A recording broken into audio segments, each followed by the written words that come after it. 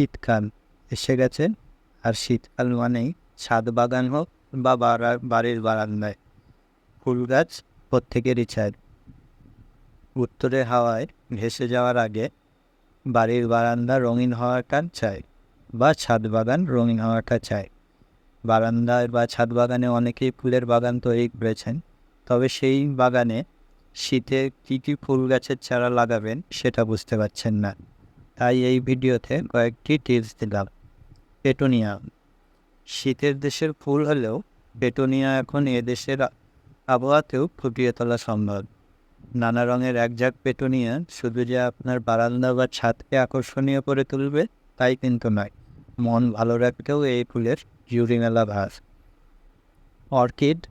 Orchid এখন ফুলপ্রেমী মানুষের কাছে বিশেষ আকর্ষণের। শীতকালে রং বেরঙের অর্কিড আপনার বাগানকে উজ্জ্বল করে রাখতে পারে।